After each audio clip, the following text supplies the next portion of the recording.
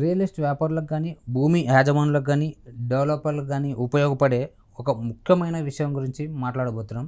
ప్రస్తుతం మనతో పాటు ఉన్నారు సీఏ చార్టర్డ్ అకౌంట్ కృష్ణ గారు ఉన్నారు. ఆయనతో మాట్లాడి మరికొన్ని విషయాలు తెలుసుకుందాం. సార్ నమస్తే సార్. నమస్తే అండి. ఎలా ఉన్నారు? బాగున్నాను సార్. మనకి ఇప్పుడు ప్లాట్స్ ఉన్నాయి, సో దానికి కూడా డెవలప్మెంట్ అంటూ జరుగుతూ ఉంటుంది. అవును. సో అందులో జిఎస్టీ ఏ విధంగా ఉండబోతుంది? సో ఇప్పుడు ప్లాట్ డెవలప్మెంట్ అంటే మనకు ఒక 2 acres or 3 acres of land ఏదైతే ఉందో మనం డెవలపర్కి అనేది చిన్న చిన్న పీసెస్ కింద డెవలప్మెంట్ చేయడానికి మనం ఒక అగ్రిమెంట్ ద్వారా ఎంటర్ అవుతాం. దాన్ని ప్లాట్ డెవలప్మెంట్ అంటామండి.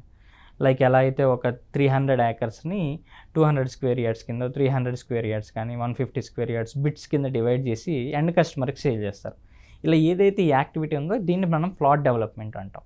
ఈ ప్లాట్ డెవలప్మెంట్లో ఫస్ట్ ట్రాన్సాక్షన్ వచ్చి transfer of development rights by the land owner, అంటే plot land owner to the developer అండి. అగైన్ దీనికి రిలేటెడ్గా గవర్నమెంట్ ఏముంటుందంటే మీరు ప్లాట్ మీద ఒక డెవలప్మెంట్ రైట్ని ట్రాన్స్ఫర్ చేశారు కాబట్టి దానికి రిలేటెడ్గా జిఎస్టీ అనేది పేమెంట్ చేయమని ఉంటుంది. Okay. As of now government. Okay. But most of the మనకి రియల్ ఎస్టేట్ బిజినెసెస్లో ప్లాట్ డెవలప్మెంట్కి రిలేటెడ్గా అంత సివియర్గా ఎవరు టీడీఆర్ మీద జిఎస్టీ అనేది పేమెంట్ చేయట్లేదు. సెకండ్ వచ్చి కన్స్ట్రక్షన్ యాక్టివిటీస్ అండి.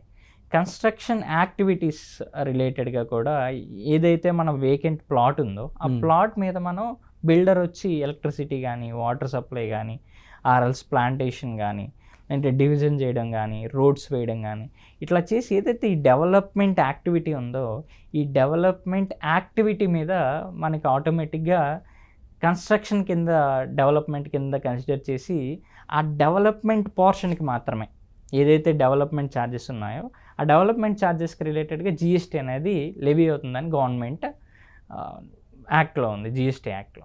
బట్ అది కూడా యాజ్ ఆఫ్ నౌ మోస్ట్లీ మనకి ప్లాట్ డెవలప్మెంట్కి రిలేటెడ్గా జరగట్లేదు ప్రాక్టికల్గా. థర్డ్ వచ్చి యాజ్ పర్ గవర్నమెంట్ ఆ జిఎస్టీ యాక్ట్ ప్రకారం డెవలపర్ తనకు వచ్చిన ఏవైతే ప్లాట్స్ ఉన్నాయో ఆ ప్లాట్స్కి రిలేటెడ్గా ఎండ్ కస్టమర్కి సేల్ చేస్తారు. ఎండ్ కస్టమర్కి సేల్ చేసేటప్పుడు గవర్నమెంట్ ఏమంటుందంటే మీరు టోటల్ ఫర్ ఎగ్జాంపుల్ ఒక ప్లాట్కి సంబంధించి మీరు 20 lakhs కన్సిడరేషన్ తీసుకుంటే మీరు 20 lakhs మీద కూడా స్టాంప్ డ్యూటీ పేమెంట్ చేస్తాయి.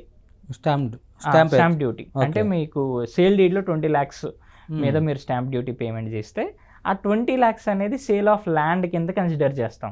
Okay. So sale of land అంటే అది మనకి పారా 5 of schedule 3 of CGST act ప్రకారం ఎగ్జంప్టెడ్ కేటగిరీ అవుతుంది. సో మీరు జిఎస్టీ పేమెంట్ చేయాల్సిన అవసరం లేదు.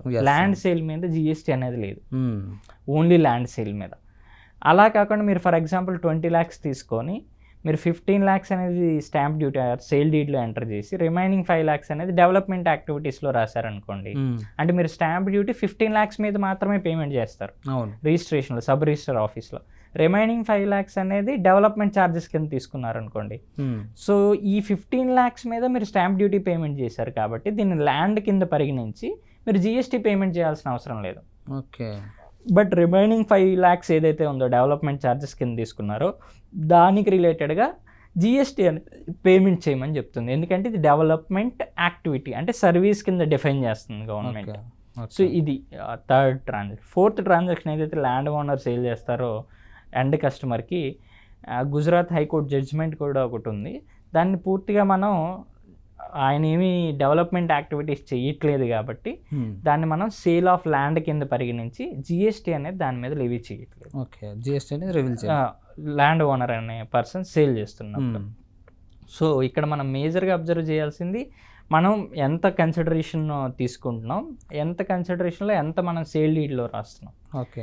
సేల్ డీడ్లో మనం 20 lakhs మనం చూపించి స్టాంప్ డ్యూటీ పేమెంట్ చేస్తే ల్యాండ్ కింద పరిగణించి జిఎస్టీ పేమెంట్ చేయాల్సిన అవసరం లేదు.